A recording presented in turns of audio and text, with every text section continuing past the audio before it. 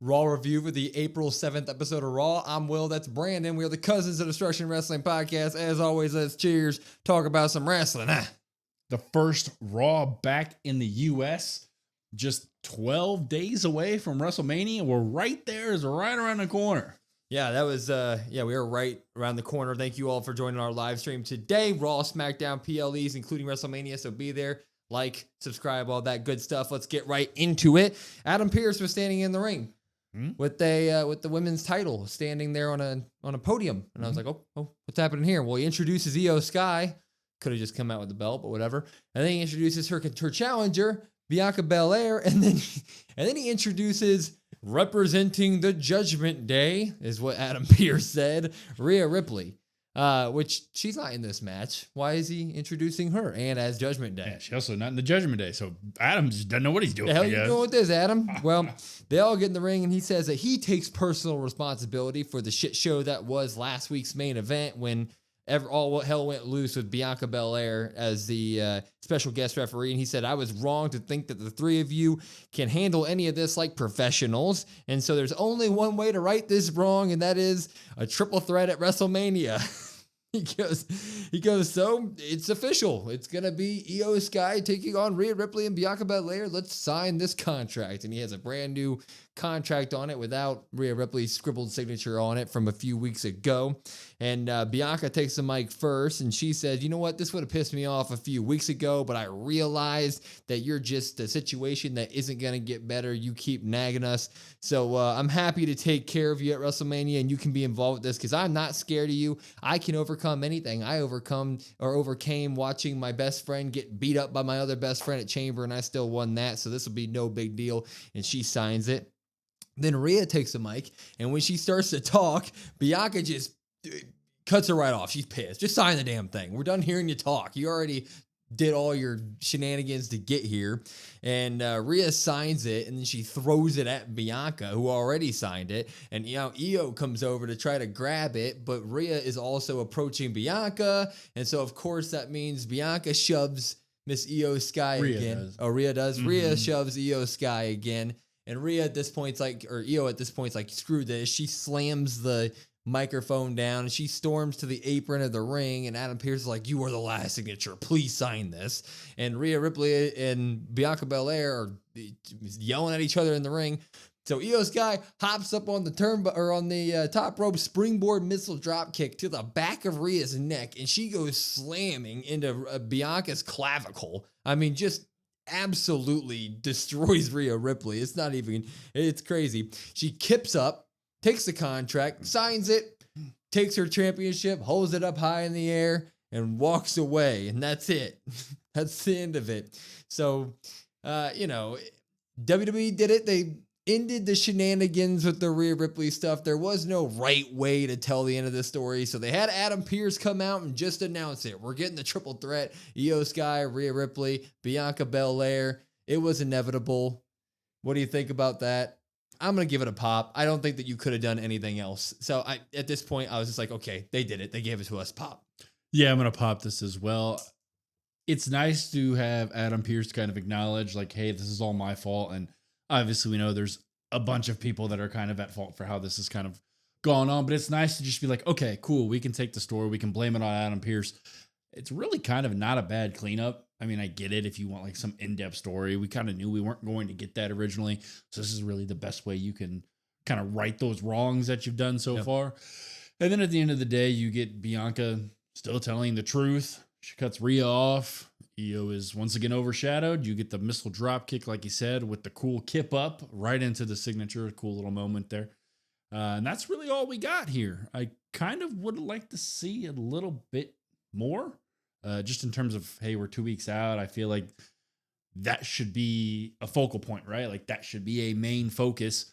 So it is a little weird, but it also, I guess you could play devil's advocate and say, well, every time they're on screen together, it turns out to be kind of this jumbled mess and we get a lot of hate. So we cut it short on purpose. Yeah, I'm just glad it's all done. I would have hated it more if they added more layers to this convoluted story. So if anything, just have Adam Pearce come out there and be like, okay, this is all my fault. I've been making this way too difficult for everybody. Screw it. You all hate each other. You're all in this match. Bada bing, bada boom. And it's like, okay. And then you add a little bit of the story beats, like you said, with Bianca and Rhea still just kind of shoving Io to the side. They're not even thinking about her, which the crowd is also starting to really fall into Io's place as well. Like they're really starting to back her up and pop her whenever she does anything, which is exactly what you want. So they're in a really good situation there with whatever they want to do championship-wise. If you do want to give it to Io Sky, which I think would be smart, but it's going to be a phenomenal match. We knew it was coming. Now it's here. We can get past the dumb story and look forward to the great match. Mm-hmm. Absolutely. Well, moving on, though, because a match was announced about an hour before Raw today. It was the Fatal 4-Way has been announced. It's Finn Balor versus Dom Mysterio versus Penta versus Braun Breaker for the Intercontinental title. And we go backstage to Judgment Day, who's talking about it. And Finn's excited, but also not happy that Dom's included in it. Dom's very excited. Liv's excited for Dom being in it. And while Finn's kind of pacing back and forth, talking about, we're both in this, that's kind of Liv's like, yeah, I got him the match, which Finn gives a side eye to on that. And Liv says, yeah, but Finn, it doesn't matter, right? It doesn't matter who wins as long as one of you wins, right? And Finn kind of does the whole, haha, yeah, Liv, you're totally right on that one.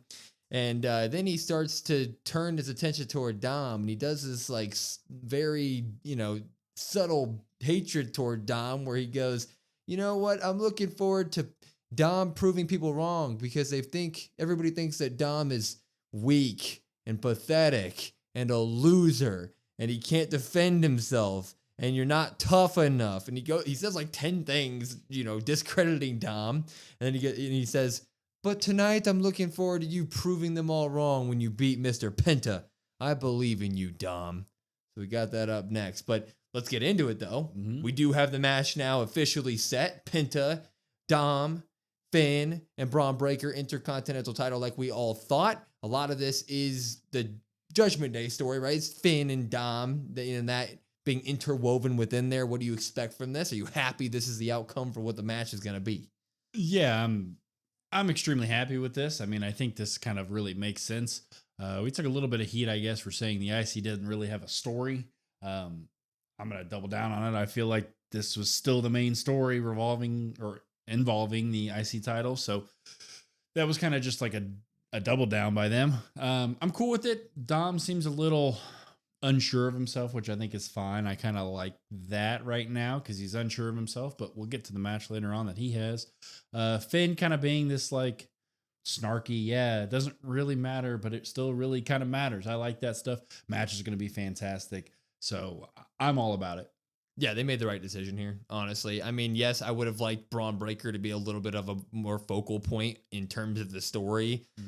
Somehow, some way, I just think that the title holder going into Mania should be a vocal part of the story. That's all I'm going to say there. But I absolutely love the story that they've been telling with Dom and Finn. It's really interesting to me. I love how they're slowly turning Dom into a face with the backing of Liv Morgan. And then Penta's incredible in the ring. Braun is one of one in the ring. So the match itself could easily steal the show. So you add all those things together, and I'm one happy camper. I'm ready for it. Yeah, I mean, in terms of like storyline, the feud, like this is kind of the nice little bow on it. I mean, they did what they needed to do. They made the right call. You got all involved parties, and not much more you need to add. Bingo. Speaking of title matches, though, we would get one tonight. Women's Intercontinental title. Lyra Valkyria is taking on Bayley, who's her tag team partner on Friday in the tag team tournament turmoil. I don't know what's happening. Yeah, but gauntlet looking, yeah. This match slapped by every right. I mean, it was great. Back and forth until Bayley would send a huge knee to Lyra, which actually made Lyra's nose bleed a little bit there at the beginning. She caught her pretty good there. Lyra would do a reverse crab leg submission where she swings her. I don't know what that's called, but it's pretty good there. Into like a suicide baseball dropkick afterward. Into a top rope crossbody afterward. They were going through the good motions here. But at one point, Bayley would go for a suicide dive and miss, and Lyra would pop in the ring and try to do a suicide dive of her own, but Bayley would catch her through the ropes and Bayley to belly her on the outside of the ring. Good stuff was happening here. Mm-hmm. And then the shenanigans even more so in the ring. We get a Nightwing by Lyra, which Bayley would kick out of. A running double knee from Bayley to Lyra where Lyra would kick out of it. Mm-hmm. So we're getting close falls, all this good stuff. Eventually Bailey would put the walls of Jericho on her, and she'd sit down on it. Like, she got her in the middle of the ring. Crowd's going absolutely wild. We think that Lyra might actually tap out here. Crowd thinks this is it, really? Yeah. I mean, they were selling it. It was really good. Until Bailey, Lyra kind of got out of it a little bit. It was a little weak the way that she got out of it, but Lyra was able to break it, and Bailey would try to go for the Rose Plant win. Lyra would roll her up, the good old-fashioned roll up. 1, 2, 3, Lyra steals it from Bailey here. She'd go for a handshake afterward. Bailey would slap the handshake away, and then before she would leave, she'd realize, oh, wait, we are going to be teammates this weekend. I should probably make up with this woman. Would walk back into the ring, give her a big old hug. This match was absolutely great. I am going to pop it. So, Lyra remains Intercontinental Champion after this, but her and Bailey are in the tag team stuff this weekend. So I don't know if Lyra's plans are to be in tag team title discussions, go to Mania, or singles action, but I feel like we got to get her there somehow. Popping it though. Yeah, I'm going to pop this as well. I feel like there's going to be turmoil between the team, and that's going to lead to a Bailey versus her at Mania. That's just kind of my thought, because then you can have another team win that and go challenge Liv, and that's how you get your Liv stuff. There you go. This match was fantastic. Yeah. I mean, this was phenomenal. For everybody that says Lyra's maybe boring on the character side, or maybe her promos aren't very good, she showcased why she's in WWE in this match. Like, she's a workhorse. She is phenomenal in the ring. One of the best, not only on the women's roster, but on the entire roster. Fantastic stuff. Bailey looked really good here. It was nice for them to give a women's match time. Yeah. It's been a while since we've seen that on weekly programming. It almost feels like forgotten about at times. It's like, how can you only give them 5 minutes? So that was really nice to see. And this was a great way to kind of start off the night, put you in a really good mood.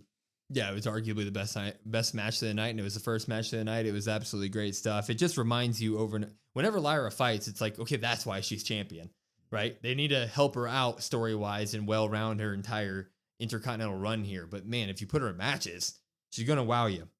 Anyway, moving on, Kathy Kelly's backstage with Burt Kreischer. Guy who's a comedian, big dude who rips his shirt off. He's real funny. I like him. Anyway, Chad Gable and American Made show up, and they say that they are in Chad's hometown. And Chad said, you can't compete tonight, but you get to witness American Made with El Grande Americano. And you almost messed it up again. And Burt Kreischer goes, wait, I'm not here to see you guys, actually. And that's when Alpha Academy walks in, and Otis walks in, and him and Burt Kreischer both ripped their shirts off at the same time, and it was hilarious. And I'm going to give it a pop because I laughed like crazy on it, so I'm popping that part. I laughed for a while. I laughed way harder than I should have. Yeah. It's just a funny little moment. And great. You get to still be like Chad Gable hyping up El Grande Americano. So gotta pop it. Yeah, we're going to see him later tonight. Mm-hmm. Kathy wasn't done, though. She was interviewing AJ Styles right after this, who said that you can't beat experience when it comes to him and Logan Paul. And that's when Karrion Kross walked up to him and said, you know what, I want to help you because if you lose, we all lose. He said that very emphatically. Well, not really wrong. And AJ Styles wants a match against him next week, so we will get that next week. But yeah. I mean, Kross isn't wrong. Kross isn't wrong. If AJ loses and Logan Paul beats him at Mania, we all lose. That's true. I don't know what they're doing with the whole Karrion Kross thing, but we shall see Speaking next Nothing week. but facts. Nothing but facts. Speaking of that match with American Made, it was LWO taking on American Made with El Grande Americano, and that crowd popped for it. Not gonna lie. Yeah. Grande came out, that crowd popped. They popped a little bit for the brothers, Creed brothers. Yeah. I almost drew a blank. The American Creed brothers. Made, yeah. And then you hear El Grande Americano's music, and the crowd goes nuts. Nailed it. Gracias. Anyway, all hell would break loose in this match right away. There were no rules, and it made it awesome, not gonna lie. LWO did this like Michael Cole called it like the 3 corners intersection. They had all 3 of the American Made plus Elgato in the corners, and then they were just LWO was running around the ring and changing who they were all attacking over and over again. It looked like cars intersecting in the middle of the road. It was crazy, and they threw them all out to the outside of the ring, and then they did a triple suicide dive to all of them. Yeah, over the top. Over the top rope. Boom. And it was cool the way that they did the corner spot with the, I'm going to call it traffic, because the drone like had the over the top shot. Yeah, it was a top down view of it. It was dang, that's really sick. cool. I liked it. And then the American Made and Elgato, or El You whatever. keep calling him Elgato. I do. El Grande. I can't think of his freaking name. I don't know why you can't think of the most over wrestler on the roster. Right, I'm so sorry. I apologize. Anyway, they would reply to this by going to the ring, and each of them would hit a superplex to each member of LWO at the same time. So we get a triple superplex. And I'm like, okay, well, these tag teams are just decided to cook tonight. And now it's that. Eventually, though, we get to the very end where Wilds would start stepping over teammates. So Joaquin Wilds is one of them, and a couple of the teammates were like on their knees in the ring while Brutus was on the outside of the ring. Del Toro was standing up, and then Julius was standing up again. And it made like the stair step. And he stair stepped and launched himself like 20 feet in the air, Suicide Senton. Off of Julius's back. Launched. It was absolutely incredible.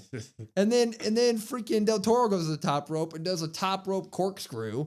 It was like a 720. Yeah. To Julius on the outside. I'm like, okay, well, LWO doesn't really get to shine very often, and they're shining here. Mm-hmm. Absolutely incredible. While this is all happening, the ref's looking at that, and Ivy Nile, American made, is sneaking some piece of metal, iron, to El Grande Americano, who puts it in his mask, right on his forehead. And he starts headbutting everybody with it. And Rey Mysterio sees this on the outside because he's there for LWO, and he's like, what the hell, you put in your mask? And they go up to the top rope, and he headbutts Rey Mysterio, who wasn't a part of the match. So there goes Rey, he falls. And then Dragon Lee pops up to try to rip Grande's mask off, and he takes a headbutt. Ow, that hurts like metal. And then the top rope diving headbutt, which, I mean, he must have gotten from Chad Gable. I mean, he must have learned from the best there. Daniel Bryan. Yeah, he hits it, bang. Student of the game. American made. And El Grande. Or I guess Chad must have got it from him because El Grande has been a legend for years. That's true. That is true. They get the win here. But most importantly, Rey Mysterio after match goes to Adam Pearce, demands a Mania match against El Grande. Well, first he says Chad Gable. Yeah. Adam Pearce is like, I'll give you Gable. And Ray goes, no. I want the guy that's been disgracing me for. So LWO and American Made and El Grande put on a show here. It leads to us now having Rey Mysterio versus El Grande Americano at WrestleMania. What a time. What do you think about all this? Popping the whole thing. Yeah, I mean, you got to pop it. Yeah. It's over the top ridiculous, and I love it. Yeah. The match had no rules, like you said, which from time to time can get annoying, but here I feel like it worked really well. LWO, like you said, they don't get a lot of chance to shine. And even when the match started, I saw Ray was in street clothes, and I go, oh, Ray's not even in the match? It's the other three members of LWO? I said, damn. Yeah. And then it was fantastic. Yeah. It was amazing. Creed brothers are fantastic. El Grande. Now, we've only seen him for a couple of weeks, but he shows why he was a living legend at one point. So you got to cheer for that. So he gets his first Mania match. I would hope that he beats Ray, but I'm gonna temper my expectations a little bit. That match is gonna be fantastic. The second that they announced that this was a WrestleMania match, I was like, really? Like, this is what we're doing, huh? I mean, I can't wait. It's gonna be fun, right? It's gonna be fun. We're probably gonna get the unmasking and a fun, serious moment there, and it's gonna be all incredible with the reveal. But at the same time, it's like, man, a couple of our champions don't have matches. Like Liv Morgan doesn't have a match or anything like that. Lyra technically doesn't have one. Chelsea technically doesn't have one. Yeah, none of those people have matches, and yet Rey Mysterio versus El Grande Americano is going to make the WrestleMania card. I was like, okay, well, you better freaking pull it off, man, and there better be more matches being added, because if that gets added and any of those other people get left off, I'm going to be a little ticked, but at the end of the day, it's fun, and that's all I want. Yeah, and your tag teams also aren't technically on there yet. Yeah. It's going to be a quick match. I think you're going to really see what kind of legend El Grande is. You got two superstars that are living legends of Lucha Libre, and you're going to see how over El Grande is in a short amount of time. It really is impressive that a superstar of this caliber, only a few weeks on the roster, he's already signed up for a Mania match. Yeah, that's true. I mean, fastest rising star in WWE history, right? Gunther comes out dressed to impress. Nice suit, red tie, long red tie. I'm guessing he's alluding to the blood from last week. And he's standing in the middle of the ring. And we get Jay's music before he says a word. And we were wondering what Jay's, character's going to be like this week. And he immediately was pissed. So he's not wearing his Yeet merch. I mean, he does wear the Yeet glasses, but they're a full black pair of Yeet glasses, just a black wife beater, a chain, and no smile on that man's face. And the crowd's yeeting to the music and everything, and Jay's coming down, no Yeets. No Yeets at all. So Jay's pissed, but they cut to Gunther in the ring. He's laughing. This is a long one. I wrote it all down. They get face to face, and before Gunther can pick up the mic and talk, Jay smacks the mic out of Gunther's hand, and then he takes his glasses off, he throws them down, and he's shaking, his hands shaking around the mic. And he goes, Gunther, you have a mother, right? You talk to her. You talk about family stuff, right? Yeet. The crowd saying that, which is a little off-putting, you know, because and Jay even a couple times was like, "Hey, yeah, Jay's like, hey, shut up, don't yeet here, my moment." And he goes, "You know what? I have a mother too." And guess what we talked about this week, Gunther? We talked about her oldest son being in the hospital with 15 stitches across his forehead. And you know what she asked me, Gunther? You know what she asked me? Why didn't you protect him? And I told her that I was afraid of you. He says, you played chess. You had me this entire time. I watched you wipe my brother's blood all over you. I was hopeless. I was angry. I was scared. You made the world stop. You made my heart stop. But in my darkest moments, a light bulb went off and I realized I am not afraid of you anymore. And at Mania, before Mania, hug your family, give them a kiss. And before Mania, I'll be praying. And I'll be praying for you. I'll be praying for me. But most importantly, I'll be asking God to forgive me for the man that I am about to become. Because I will get you at WrestleMania, Mr. Gunther, and I will win that championship title. I'm going to go ahead right away and say this was outstanding. It was a pop. Mm-hmm. Jey Uso is no more Yeet Man tonight. Real serious after attack on Jimmy. He cuts what I think was one of the best promos that Jey Uso has cut in a long while. He's completely reset what his personality is going into this WrestleMania match. He's all eyes on destroying Gunther, and I loved every second of it. Popping it.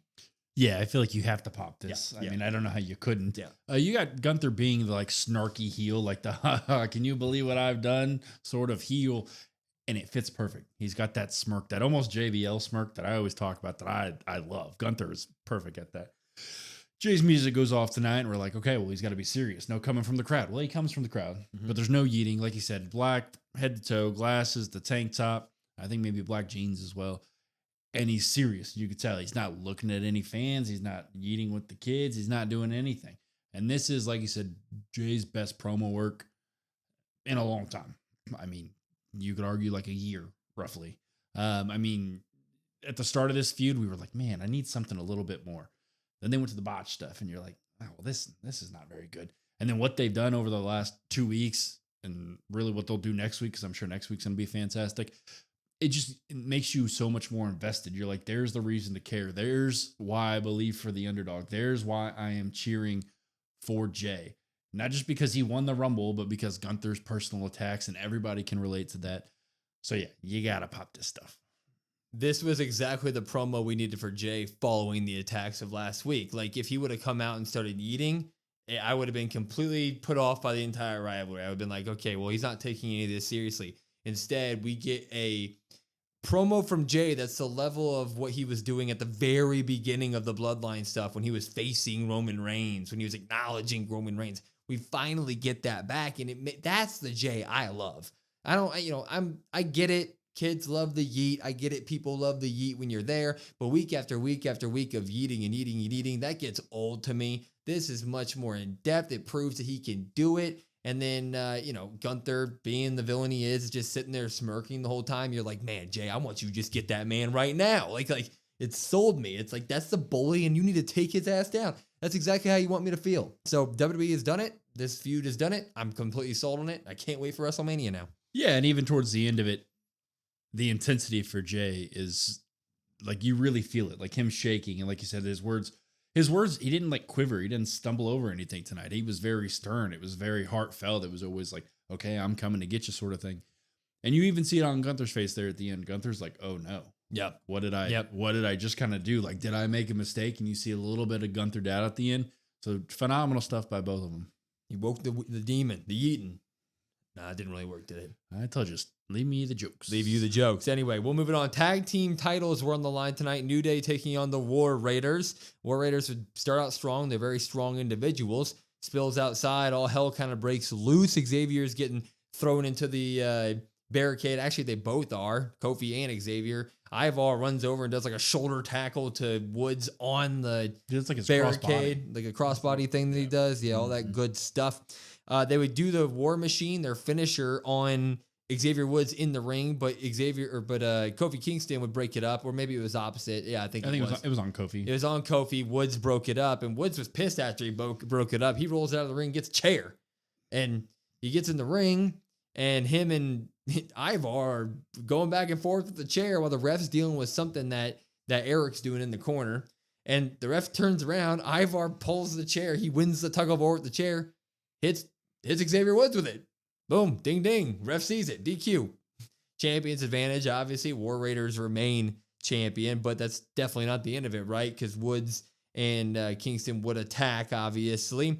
I think Kofi starts by hitting Eric in the back of the head or Ivar in the back of the head with the chair, and they hit Eric with it, or Ivar. They were hitting everybody with chairs. They eventually set up Eric to where his head was, the chair was set up in the ring, and his head was with like in between. They threw his head into the chair that's positioned in between the two turnbuckles. Yeah, but they had him set up in the chair, where like when you set the chair up and you put his head through the hole in the chair. Yeah, well, they threw him into the corner. They beat him up with chairs for a while, okay? And they put his head in the chair, and they went to the top rope to do something when all the security come out. And they stop it, and that's pretty much it. And they almost kill him. This wasn't good. Like, we watched a LWO versus American Made match earlier in the night. That was like the most entertaining tag team wrestling we've seen on Raw in forever. And it's just like, those are they got a lot more going for them over there. And then you give us a title match here, and it didn't live up to anything. It was kind of just a nothing burger. This is bad. I'm dropping it. Yeah, I'm going to drop this as well.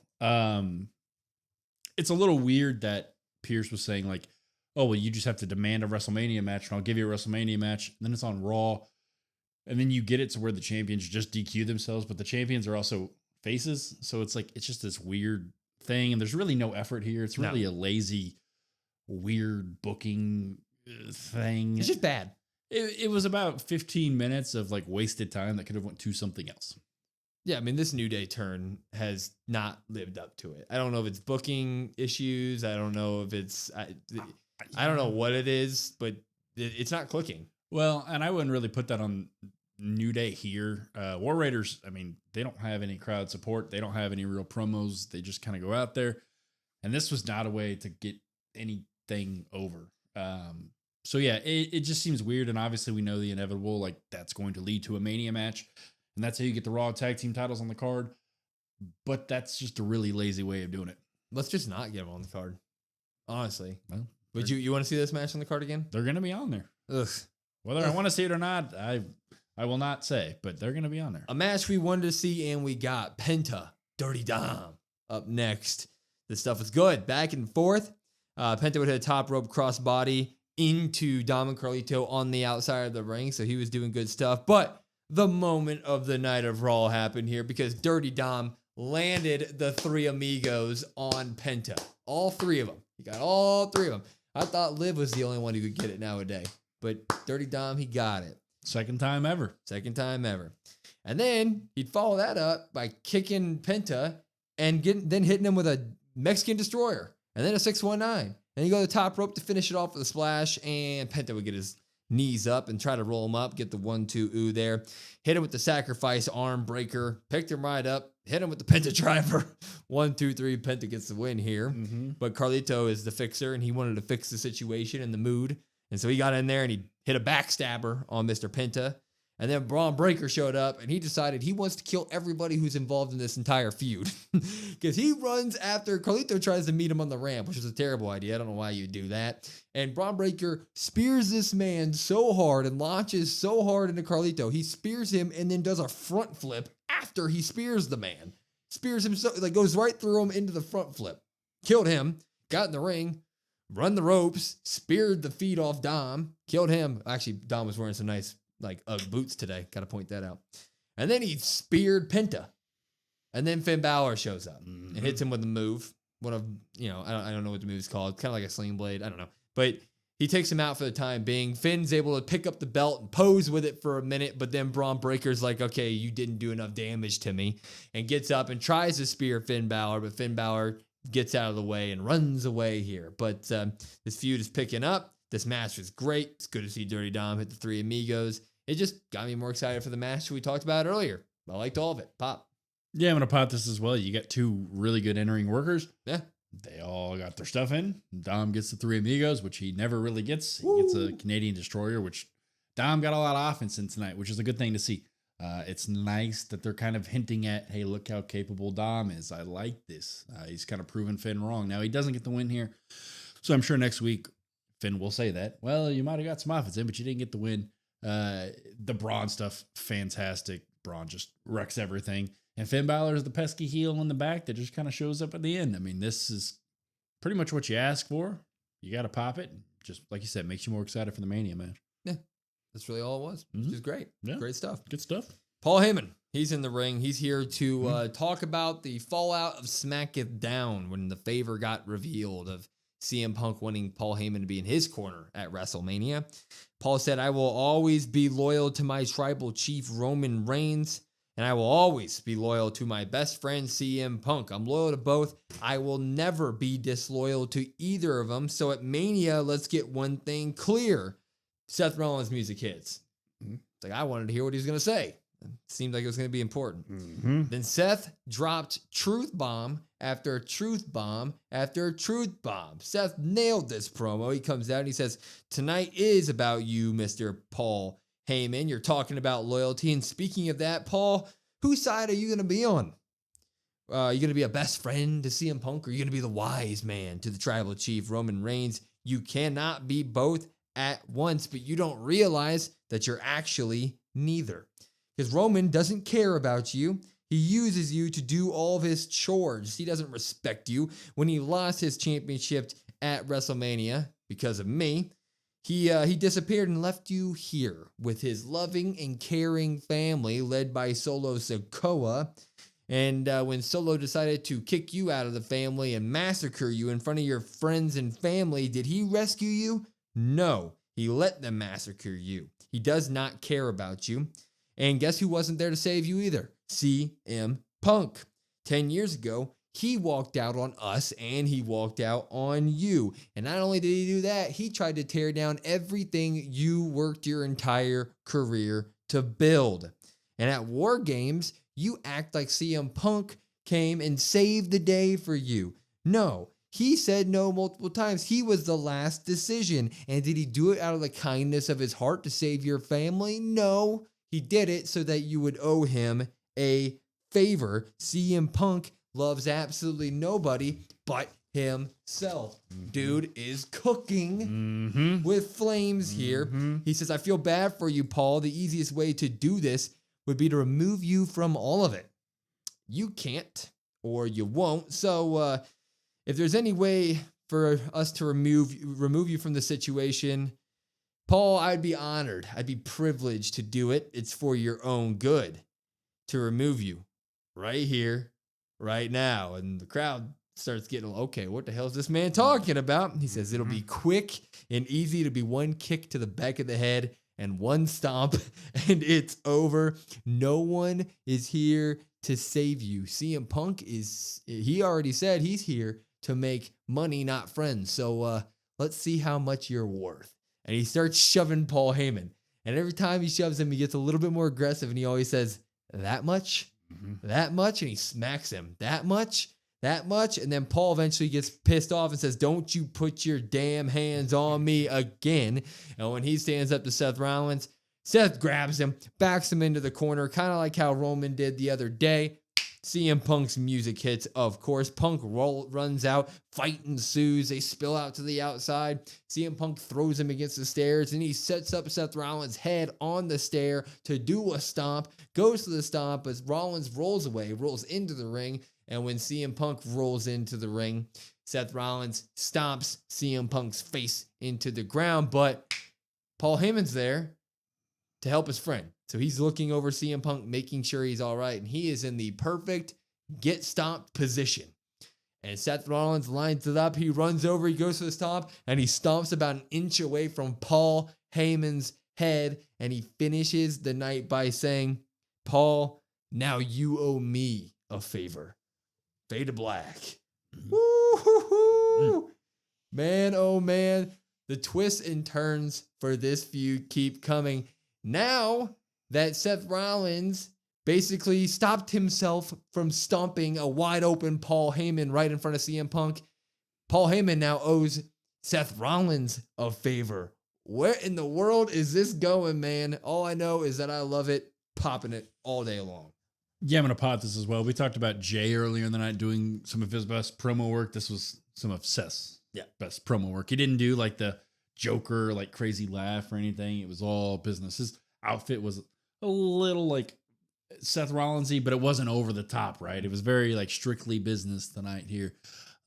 This was amazing stuff by all parties involved. Seth goes for it. Paul kind of like slides a little bit out of the way. And like you said, about an inch away, just so close. Now you owe him a favor.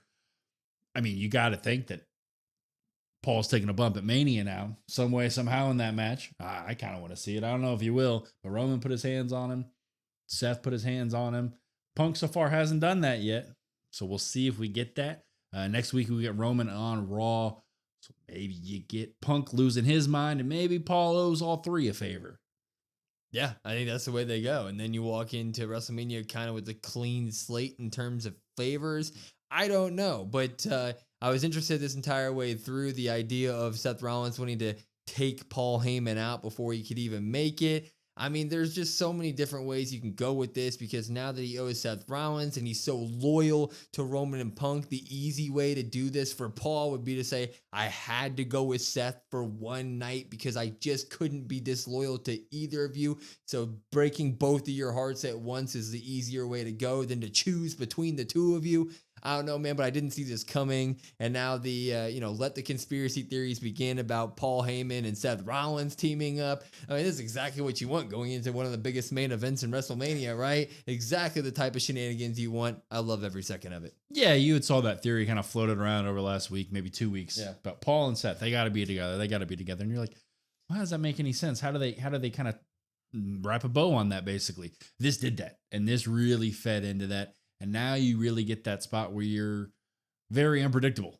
And I think that's the best part about this triple threat is you could have sat here 2 weeks ago, 3 weeks ago and been like, oh, well, Punk's winning. But now I'm not so sure. Now does Paul go with Seth? Does he remain loyal to Roman? Or does he choose his best friend? Like, I really have no idea. I assume Paul's still going to walk out with Seth, maybe, or with Punk. Maybe he doesn't, but because that's Seth's favor and they all cancel out some way, somehow. It would be really cool, though, if he kind of walks out with Punk, that's his favor to Punk. Then he owes one to Seth. So whatever that is, he owes one to Roman, whatever that is. So he does like all three favors in the match. I would kind of like that. Yeah, that'd be nuts. And it's going to be awesome. I mean, I really thought this was phenomenal work by Seth Rollins. I mean, he put on a masterclass of promo work right there. It felt like a Drew McIntyre truth. But it's that recent day, last couple years of wrestling heel-ish activity where they just are just dropping truth. And so they walk the line of like, okay, well, he's kind of saying bad things because he wants to stomp this man right now. This old man, he wants to stop him and take him out of this match, which is bad, but he's saying all this true stuff. So it's like, oh, I don't know which side to go with. And that's just great. That's just great. Anyway, we get 14 pops to 2 drops. I'm going to throw in some artificial drops there because we did get a lot of promo packages, which were just... Yeah, there'd be a couple more drops, yeah. Yeah, I mean, we had, they completely showed the Cena promo from last week again. They showed basically the whole Roman Reigns, CM Punk stuff again. They basically were just a lot of filler stuff to this episode, so add a couple artificial drops in there. But from what we got, it was all pretty good tonight. We had a great live stream, of course. Thank you all for joining it. Please come to our live streams. It's youtube.com/@CODWrestlePod. Raw, SmackDown, WrestleMania is coming up. We're going to be giving away a belt there, so show up there. And then for everything else, @CODWrestlePod, COD WrestlePod. We have a link tree in our bio. It's got everything there. If you want to listen to us, YouTube and wherever you get your podcasts. I'm Will. That's Brandon. We are the Cousins of Destruction Wrestling Podcast. We will see you next time.